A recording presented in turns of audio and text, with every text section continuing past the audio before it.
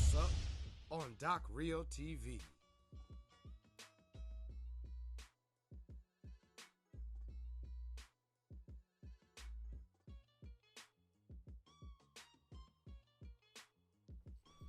You know what time it is, folks. That's right. It's time for more Doc Real TV.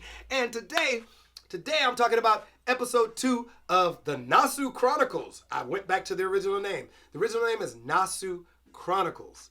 And this particular series I'm going to call the Book of Scrolls. Now, I got some feedback as I was pitching this story, and I was asked twice the name of the project. So, since I was asked twice the name, I think Scrolls doesn't lay right. But if I say Book of Scrolls afterwards, it kind of lays right there. So let me give you a little bit more of the breakdown of this story, which I don't think I did before. The Nasu Chronicles, or the Book of Scrolls, is about 10 journal entries. Those scrolls are 10 entries that are in this particular book. And the story itself is a sci-fi action adventure thriller and drama. It's about a 1-hour episodic for television. So the log line, which I didn't tell you before, is a multi-dimensional tale of a troubled black Africana son of an archdemon named Rico Nasu, who is hunted by the Nazi archdemon Elijah Aryan across the temporal void. So I'm taking people of color into a different world, and changing the aspects of what we see life as today. And I think a lot of people avoid main black actors in these roles. So in this particular case, we're going to start with a main black actor, a young black male on his voyage. Now, in episode 2, since you've already gotten a taste of episode 1, in episode 1, I introduced you to a man named Pontu Kush. And Pontu Kush is introduced to you as one who somewhat saves Rico Nasu in the episode 1. If you remember episode 1, Rico just escaped being killed. He escaped explosion, and he's hiding out in the woodline right now, trying to figure out what to do months after he's being chased by assassins.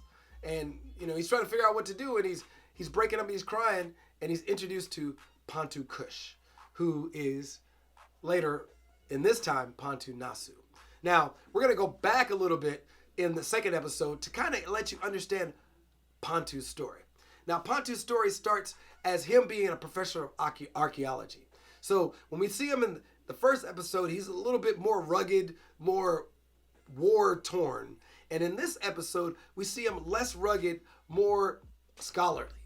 And it's because it's before this time. It's like 8 years before Pontu meets Rico. Now, Pontu Kush, as a professor, is also an archaeologist. He likes to go on digs, and he's got a buddy of his named Jim Pearson who's going to go on this dig with him.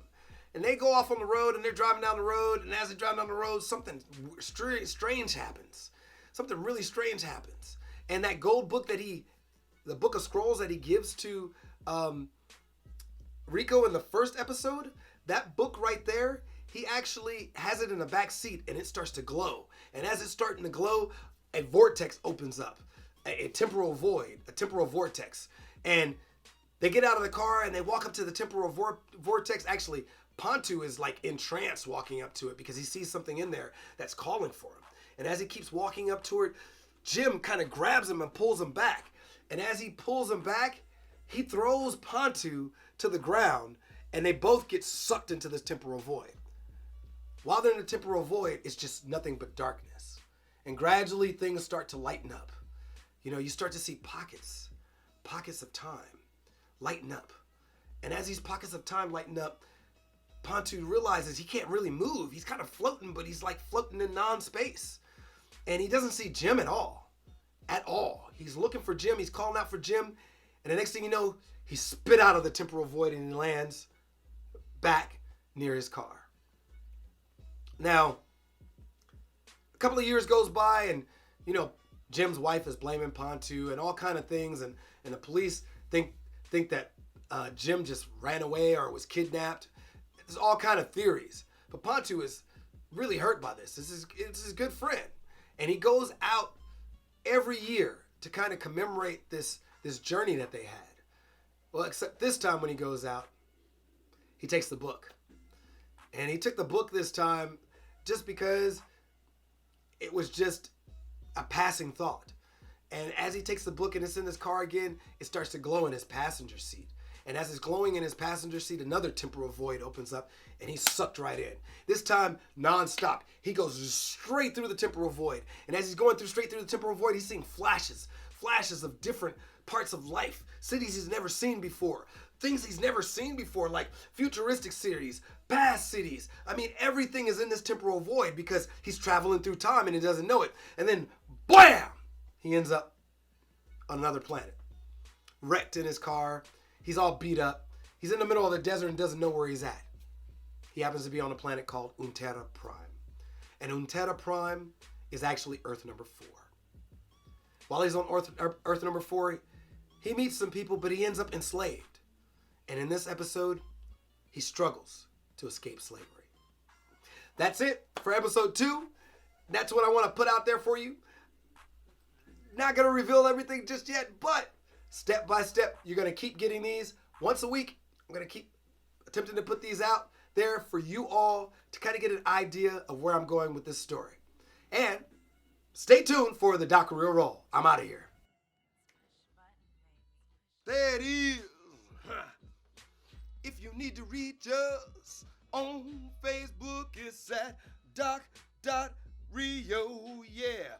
On Twitter at DocRealRants. On Instagram, the picture way.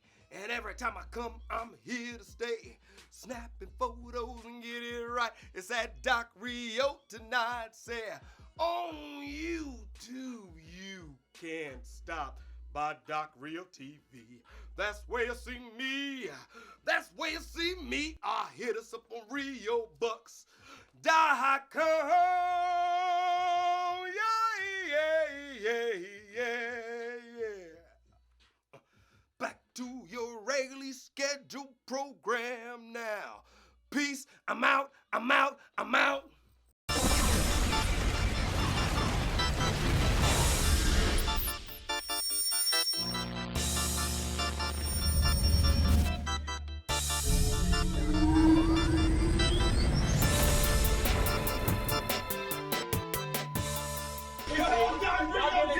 Real TV.